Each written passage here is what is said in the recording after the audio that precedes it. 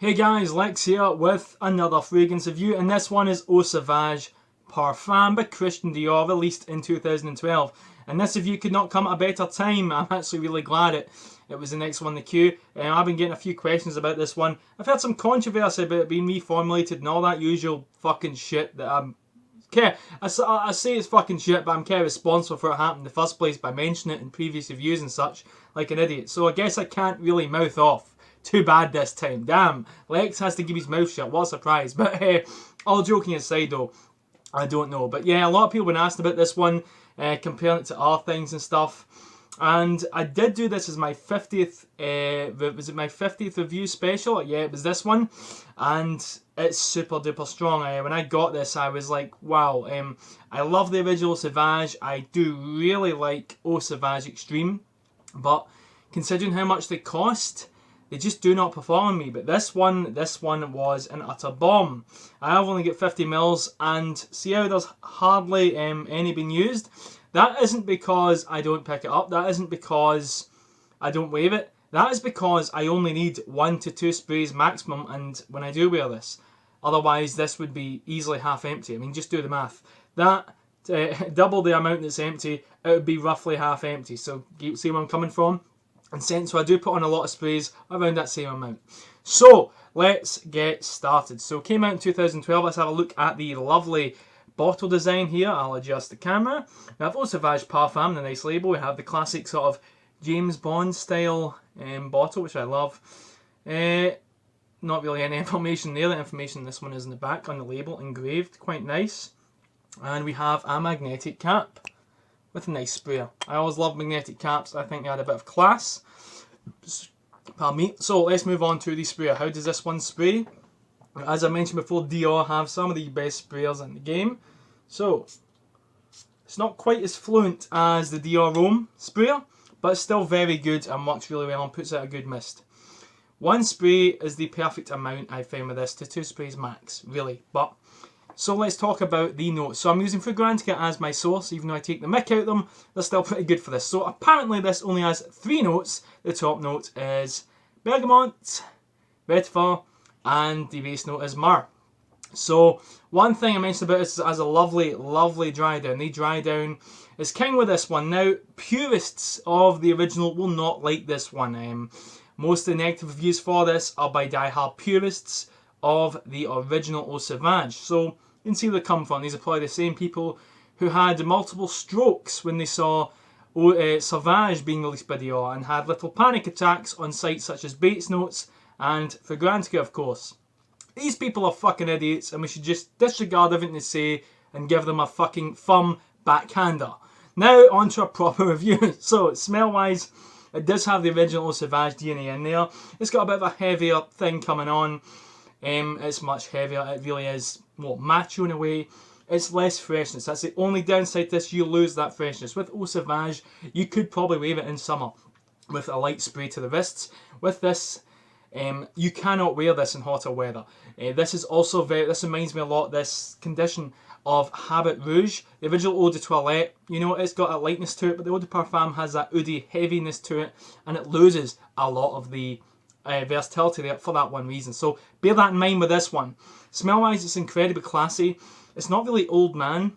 Believe it or not, this actually does get occasional compliments with people more around my age group, which blows my mind, but considering it's a sort of standard citrus smell going on, you know, it's not really, you know, it's not really super old. It's not too bad, but it certainly smells a lot heavier than the original, less watery. The dry down in this one, as I have sprayed here earlier, it has a sort of creamy, nice dry down, which I believe is a myrrh. I actually thought it was vanilla, because it does have a creamy dry down. Certainly more sexy, almost like it turns from like a sort of frisure, you know, to almost gourmandy at the end there. And she's kind of unique, but really, really nice. Now, there's a lot of people bitching about this one performance. This bottle I bought, I believe it was 2013 I got this one, I think. And this thing is fucking beastly. So let's talk about that. Performance with this one. On me, 12 to 24 hours plus. Not really plus for 24 hours. Normally about that. But 12 to 24 hours easily every single time. It has not given me less than that. Projection. Room filling. This stuff fills a room. It doesn't fill half a room. It doesn't project well. It fills a fucking room. This particular bottle. I do not know if it still does. But when I bought this, and this same bottle here fills a fucking room. I let my dad try this one spray in the kitchen. Half the house smelled of it. That is no shit. And you know me, I'm picky with performance. If something doesn't perform, I'll call it horse shit. But this really, really damn does. It's one of the strongest scents I own. Look at the fucking bottle. It says it all. So, one of the best Dior's. But again, if you're a purist and you love the original, like, you know, worship it like it's the fucking Bible, even though I'm an atheist, but besides the point, yeah, maybe not. So, we've covered the excellent performance. Let's move on to how many sprays. With this one, I would not recommend any more than 3 sprays, absolute maximum. And when I say 3 sprays, I'm talking about it's the coldest storm ever. You're getting swept away, there's hail, there's wind, and everything. Let's be honest though, if weather conditions were that bad, you'd be more concerned about getting to and from work without breaking your leg as to how you fucking smell. But anyway, if you're super fume head, Vegeta, if he was into perfumes, no more than 3 sprays. That is when you'd bust out 3 sprays.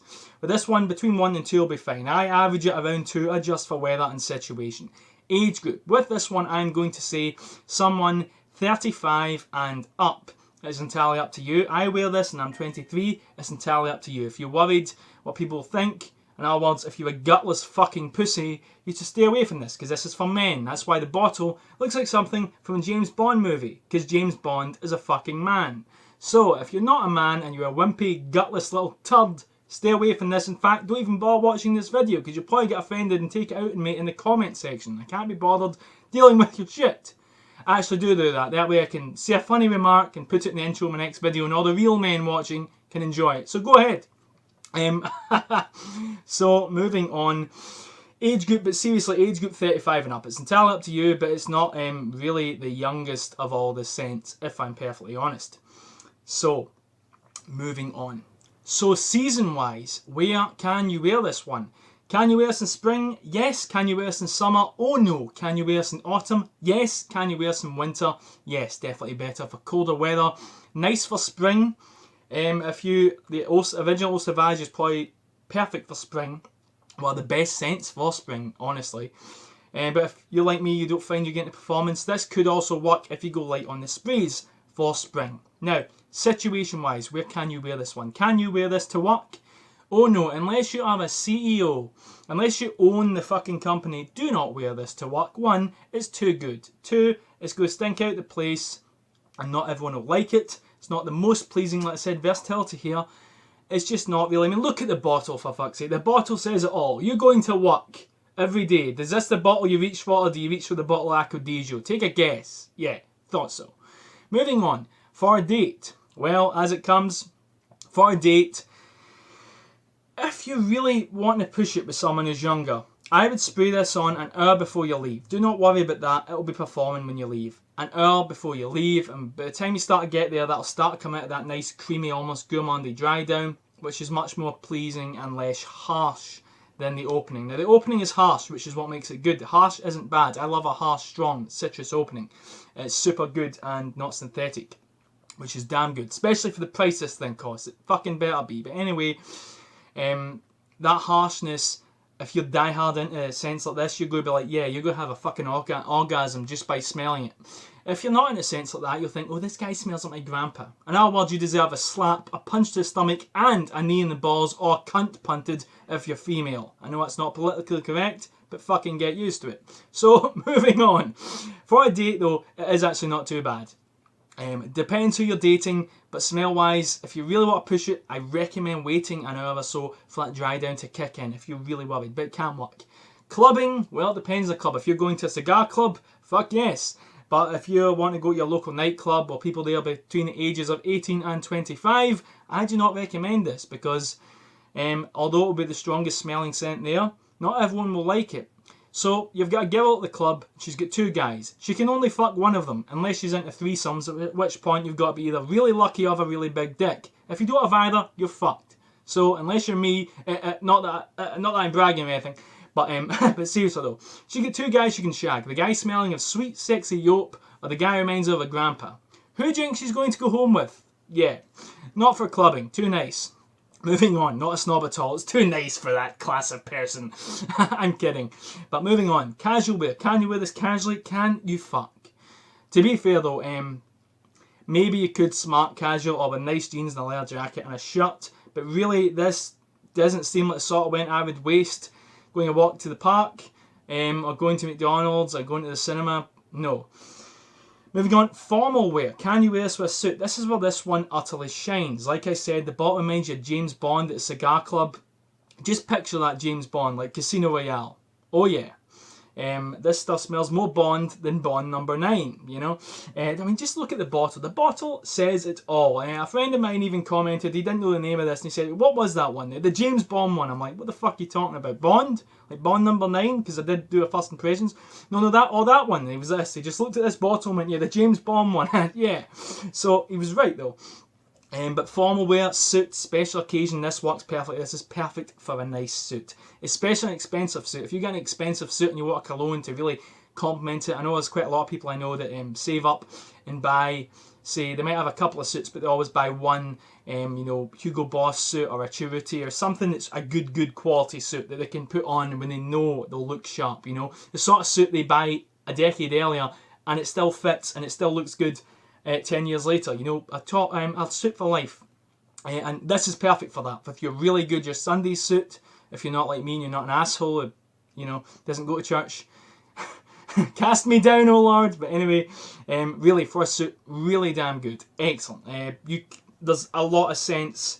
There's not many scents, out there that I could really say truly complement a suit, but this is one of them. This one is, it's like, it's just made for a suit.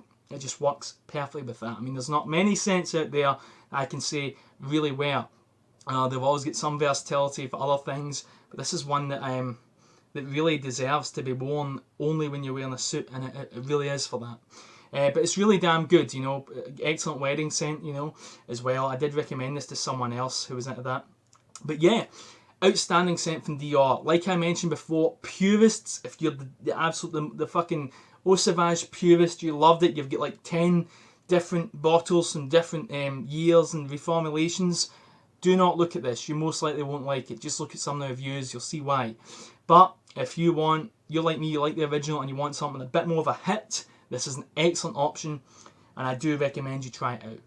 So yeah guys, I hope you enjoyed this review of Eau Sauvage Parfum by Christian Dior. If you have any questions on this at all, leave them in the comments below. Send me a YouTube message, and if you're a lucky bastard who doesn't have a Google Plus account,